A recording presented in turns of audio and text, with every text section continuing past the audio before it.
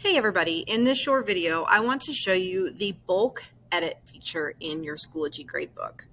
If you have units or lessons that you have imported into your new Schoology course for the new school year from either resources or from an archived course, this is a place you might want to go to make sure that you don't have any problems down the road. Again, this affects teachers who have maybe transferred an entire year's worth of material. So everything from marking period 1, 2, 3, and 4 into their new Schoology course. If you come up here to the three dots and click on that, you're going to see bulk edit. And if you brought in a lot of materials from a previous course or from your resources, you're going to see every activity and assignment that was in that unit or course folder. Some things to look for. Down the right-hand side, you see this sync to SIS, and our SIS is PowerSchool. If this is checked and you do a sync all, everything listed here could sync over to your PowerSchool gradebook. And if you've put an entire year's worth of material in here because you taught last year and your curriculum and your content hasn't changed a lot, you might have brought in all of those resources, but you don't want things from the fourth marking period syncing over to your PowerTeacher gradebook.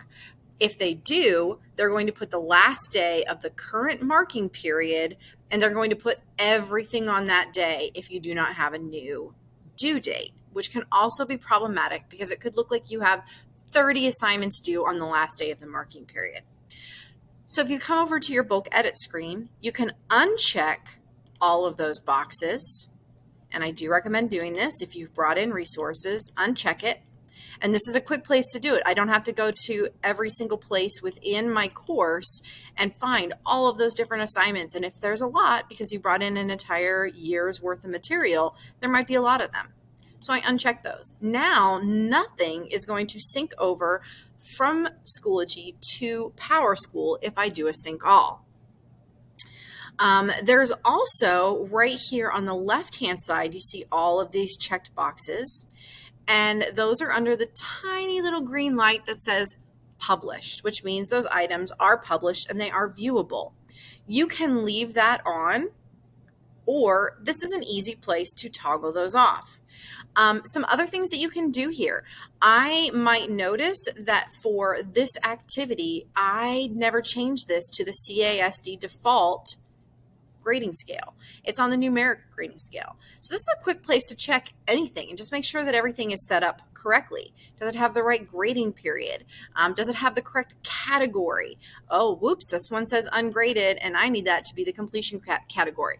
So this is a really quick place to have a snapshot of all of your assignments and activities, anything that you created using the assessment tool, the assignment tool, Edpuzzle, other things that have integrated, maybe your textbook integrated and you use it as an add material and create an assignment. It is all here on the bulk edit screen, and it's super easy to toggle some things on and off, make some changes to save yourself a lot of headaches in the future.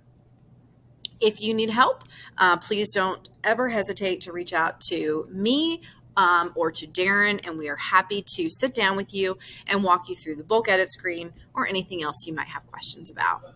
Have a great day.